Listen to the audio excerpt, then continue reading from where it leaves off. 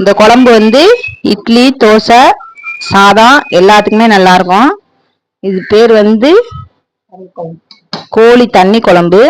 இதை செஞ்சு பாருங்க. நாட்டுக்கோழிலையும் செய்யலாம், பிராய்லர் கோழிலையும் செய்யலாம். ரெண்டுல செஞ்சாலும் நல்லா டேஸ்டா இருக்கும்.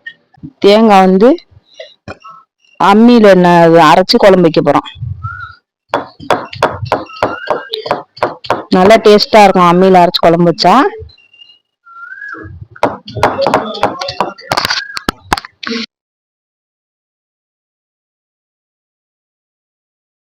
எண்ணெய் காஞ்சோன்னே சோம்பு, பட்டை, லவங்கம், அன்னாச்சி பூ எல்லாம் போட்டு கொஞ்சம் வெங்காயம், உப்பு போட்டுக்கணும்.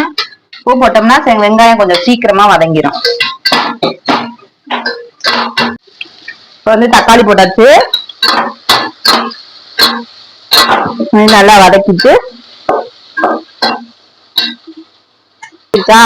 தேங்காய் வந்து அம்மியில 1-2 உடைச்சோம்ல, அதையும் இதுல போட்டுக்கணும். தேங்காய் பத்தை மாதிரி லைட்டா நச்சு வச்சுக்கிறணும். போட்டு கறியை போட்டு நல்லா வதக்கணும். இந்த மாதிரி சுருளை வதக்கணும் ஃப்ரெண்ட்ஸ். வதக்குனாலே அந்த கறியில உள்ள தண்ணி எல்லாம் வெளியில வரும்.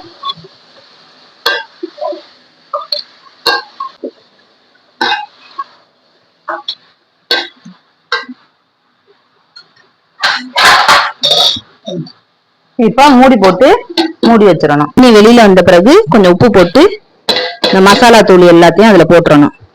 பச்சை வாசனை போற அளவுக்கு நல்லா வதக்கிக்கிறணும்.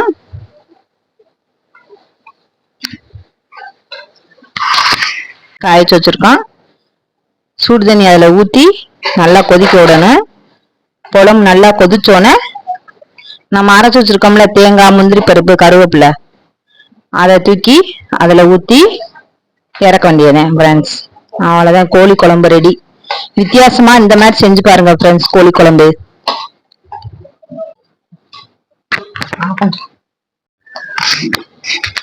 கறி நல்லா வெந்துருச்சு. இப்ப நம்ம அரைச்சு வச்சிருக்க தேங்காயை ஊத்தி சிம்ல வச்சு எண்ணெய் பிரிஞ்சோன்னே ஆஃப் பண்ண வேண்டியதுதான். கோழி குழம்பு ரெடி. வாங்க சாப்பிடலாம் ஃப்ரெண்ட்ஸ்.